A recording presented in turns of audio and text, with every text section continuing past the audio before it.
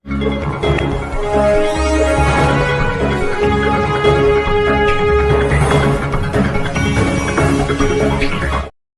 लोग चाहिए जैसे इरशाद जागीरदार जैसे लोग जाना चाहिए, जो इन चीजों को जानते हो, पढ़े लिखे लोग हों। आज ये हो रहा है देश में, सब दिख रहा है। अब क्या बेचना चाहते हैं मालूम है? हमारी वक्फ की जमीन। वाह रे जनता वाह। आपने एक बार इंडिया अलायंस बनाया तो 400 पार वाले आ गए 240 पर, जिनका 10 सालों में एक भी बिल फेल नहीं हुआ। आपके एक बार इकट्ठा होने से इनका घमंड चूर हो गया और वक्फ का बिल वापस हो गया। वापस हो गया बिल। आपको पता है इस देश में सबसे ज्यादा जमींदार कौन है? जमीन किसके पास है? फौज के पास। उसके पास जमीन सबके पास की है, कितनी है? सबसे ज्यादा रेलवे के पास। और तीसरी इस मिस्कीन मजलूम कौम मुसलमानों के पास 9 लाख एकड़ जमीन है। ताली बजाओ, 9 लाख एकड़। और ये सरकार ने नहीं दिया है, ये किसी की भीख से नहीं मिली है। ये मुसलमानों ने अपनी जमीनों को, मदरसे को, स्कूल को, कब्रिस्तान को, दरगाहों को, यतीम खानों को, ये उन्होंने वक्फ कर दिया है। और अब ये वक्फ की जमीन पे ये भू माफियाओं का काम कब्जा करना, जिन्होंने कंपनी बेच दी ना, ये हमारी भू माफिया जो सरकार है उस पर कब्जा करना चाहती है। आज ये हालत है ना कि 12 मेंबर है वक्फ बोर्ड के, क्या करते हैं वो कलेक्टर को भेजते हैं, कलेक्टर तुम इसके ऊपर अमल दरामद करो, इस पे काम करो।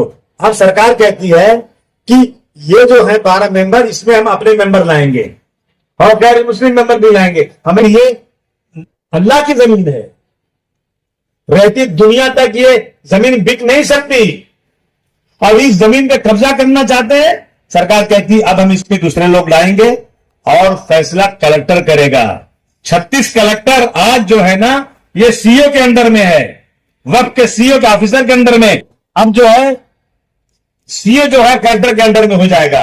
आप एक बात सारी सुन लेना, 1949 की रात में बाबरी मस्जिद में रखी गई थी मूर्ति, और एक नायर नाम का कलेक्टर था, उसने उसी दिन मस्जिद लॉक कर दी थी। उस कलेक्टर की वजह से अगर उसने ईमानदारी की होती, वहां से मूर्ति हटा दिया होता, तो मस्जिद शहीद नहीं होती।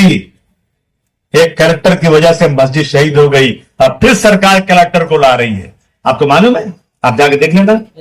अगर मुख्यमंत्री जमीन जो हमारे बाप दादाओं ने वक्फ किया हुआ है उसका मालिक बनाना चाहती है, कलेक्टर जो फैसला कर देगा वही फैसला होगा इंशाअल्लाह ताला। ये कभी हम इस मुल्क में होने नहीं देंगे, चाहे कुछ भी हो गया। माली से अदावत है, माली से अदावत है पर शैदाए चमन हूं मैं।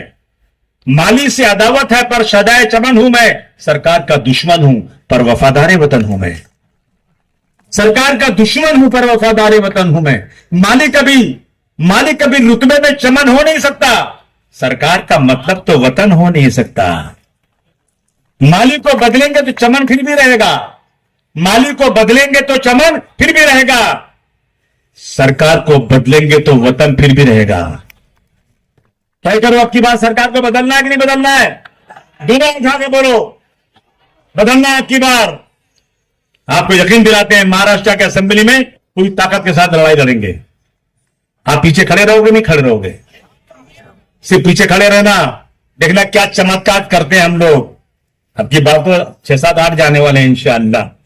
आप आए, आपने बातें सुनी, मुझे बहुत खुशी है और ये उम्मीद है मुझे कि अब की बार हम लोग ये सीटें चुनकर आएंगे और महाविकास अघाड़ी की मजबूरी होगी मुझे ये सीट देने की, क्योंकि इससे अच्छा उम्मीदवार किसी के पास नहीं है।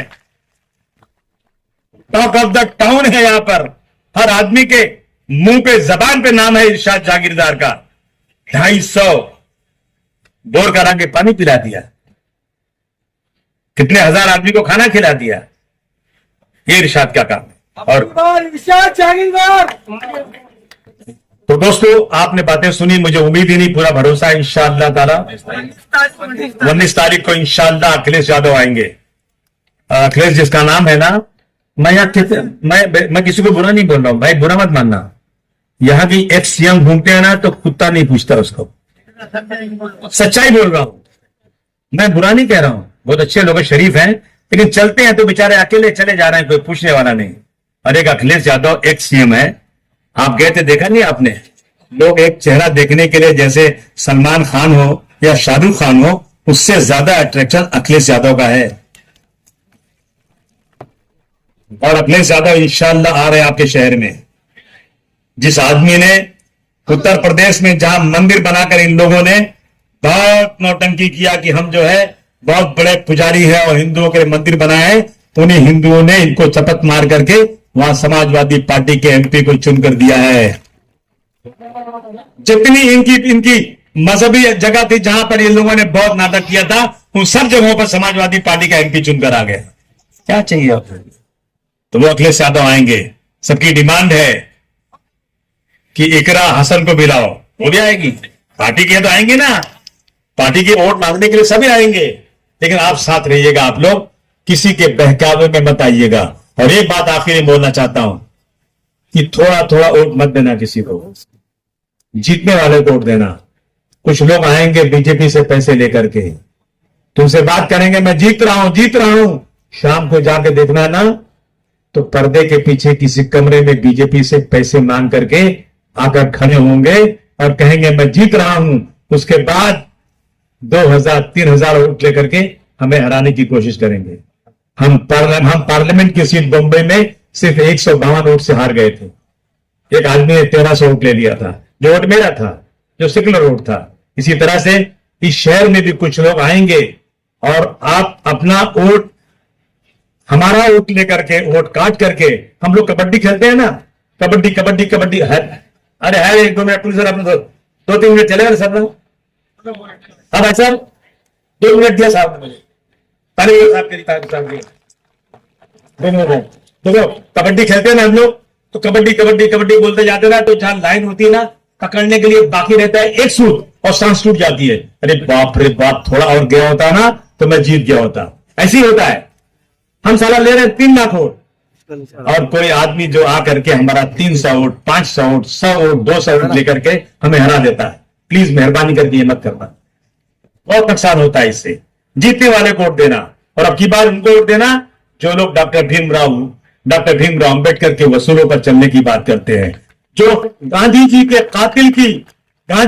कातिल की मूर्ति बनाकर, उसका मंदिर बनाकर जो पूजा करने की बात करते हैं ना, ऐसे लोगों को देश की गद्दी से हटाना है। आप आए, आपने सुना, बहुत बहुत शुक्रिया। जय हिंद, जय महाराष्ट्र, जय समाजवादी।